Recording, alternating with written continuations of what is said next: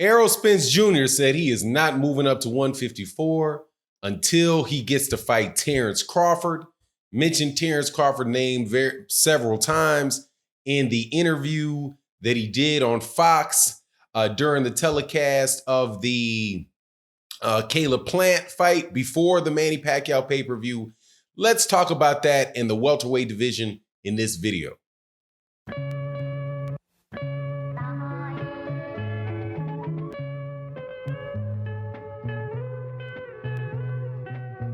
All right. What a great week of fights for the welterweight division. Before I get into that, though, I want to welcome you back to the channel, subscribers. If you are not subscribed, please subscribe and hit the bell icon.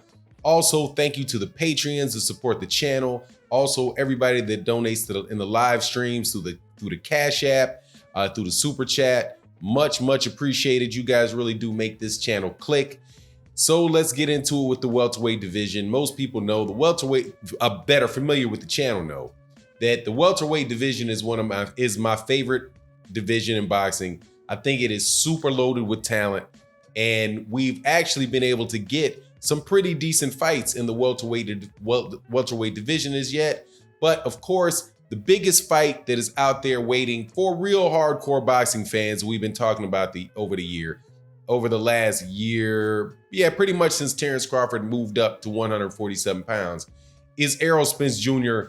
versus Terence Crawford. Now, Errol Spence Jr. said in these interviews that he plans on, his goal is to beat Sean Porter and then then fight Manny Pacquiao, because at the time he said it was the winner he wanted the winner of the Keith Thurman Manny Pacquiao fight, and then to fight Terence Crawford. And then after he does all that, then he'll move up. I found that interesting because Terence Crawford, the same evening, released some Twitter posts and said he found it interesting that nobody in the PBC telecast mentioned him. Hey, Terence, that's what you get when you don't fight for the PBC.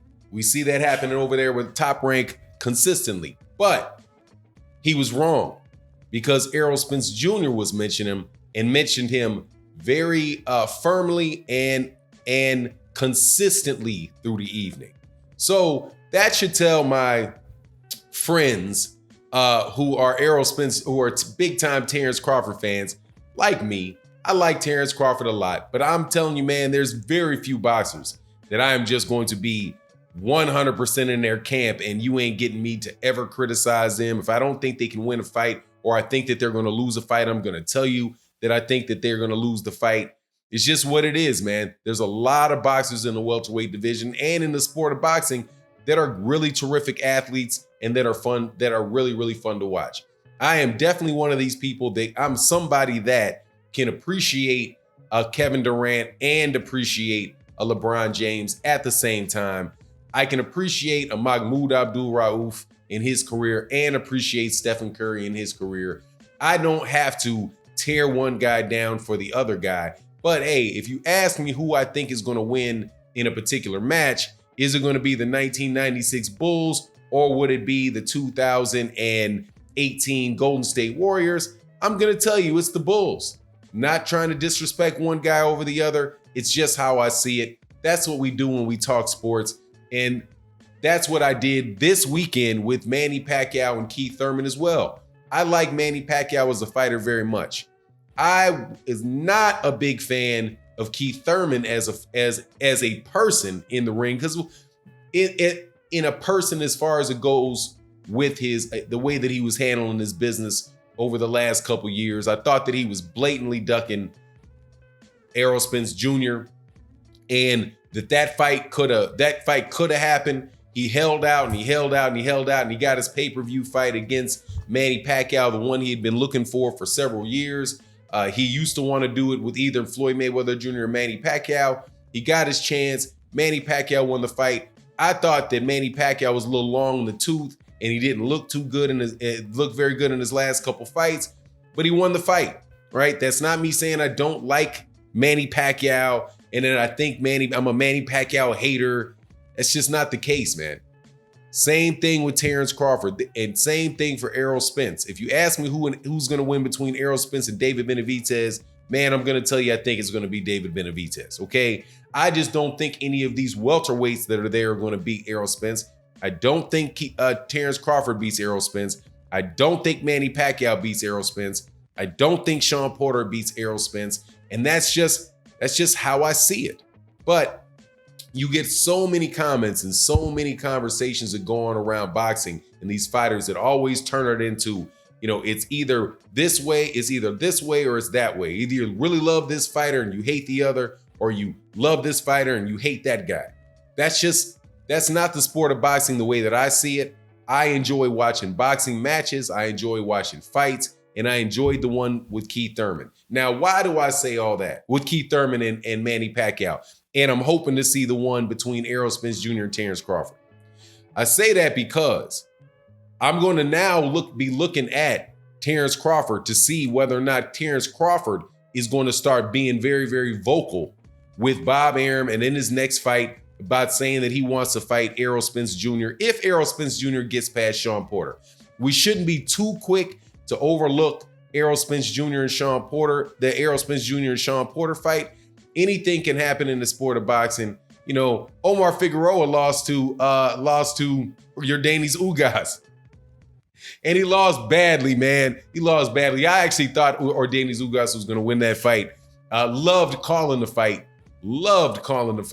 It was a lot of fun. I was joking with the people in the live stream when I said that I thought Figueroa was winning rounds. Man, Figueroa was really being busy. But anyway, he's just another welterweight, and Ugas is another welterweight that really does. They help make the welterweight division a very, very stacked division. So I am hoping very much that Manny Pacquiao and Terence Crawford, Errol Spence, and Sean Porter can wrap this up and get to a unified championship. Errol Spence Jr., Terence Crawford fans, and I'm talking to Drink More Water, I'm talking to the other really adamant fans of Terence Crawford out there. Stop acting like Errol Spence Jr. is the one that's running from Terence Crawford. Terence Crawford made a good decision at the time. I mean, I can't ever say that you make a bad decision when you accept a guarantee of $3 million, $3 or $3.5 million a fight that he's guaranteed no matter who he fights for several fights, right? I cannot fault Terence Crawford for taking that money and taking the guaranteed money. A bird in the hand is worth two in the bush, as they say. You'd rather have, you can have something or you can hope to get something.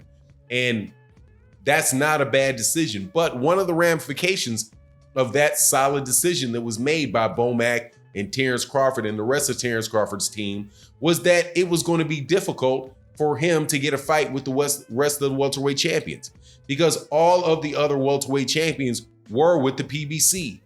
And even though Manny Pacquiao beat Keith Thurman, that situation did not change. Manny Pacquiao is a PBC fighter. Errol Spence Jr. is a PBC fighter. Sean Porter is a PBC fighter.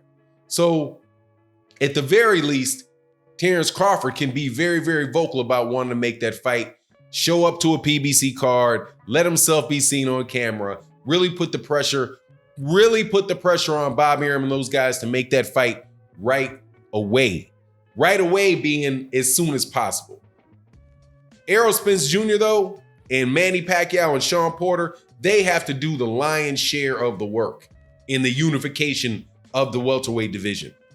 Errol Spence, in order to unify that belt, he's got to beat two very, very solid welterweights, one of which is a Hall of Fame level welterweight in Manny Pacquiao. Sean Porter is no soft touch. So he had to win his belt. He has to beat Sean Porter. He has to beat Manny Pacquiao, and then he can get to a fight with Terence Crawford. While Terence Crawford, from what I can see, all he has to do is beat Egis Klimas, or not Egis Klimas, what's his name? Kavanaugh's the Green Machine. We'll call him the Green Machine.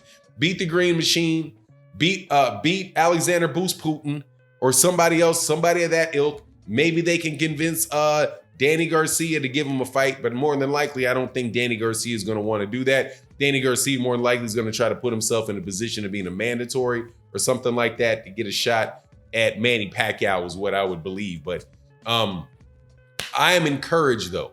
This weekend, I do believe, was a great weekend for the welterweight division. Manny Pacquiao winning, and I said this in videos before, that the best thing for boxing and I hate to sound like Jack Reese when I say that, but the best thing for boxing and the potential for unification in the welterweight division was a win by Manny Pacquiao. If Keith Thurman had won that fight, Keith Thurman would have ran out and went back to I don't know whether is he in Malaysia, Indonesia, wherever he was, up there on them hill playing, in the hills playing the flutes with that absolutely gorgeous wife of his. He was not going to fight Errol Spence Jr. next. He wasn't going to fight Terence Crawford next. If Sean Porter beat Errol Spence, maybe he would fight. That's the only guy that would have got a shot next out of Keith Thurman was Sean Porter. So anyway, it is what it is. Let me know what you think in the comment section. I'm certain. What does it need to happen in order to get this welterweight division unified and locked down? But it should be a really, really good next 2 years of fights as this sorts itself out. Anyway, it is what it is. And with that, I'm out. Peace.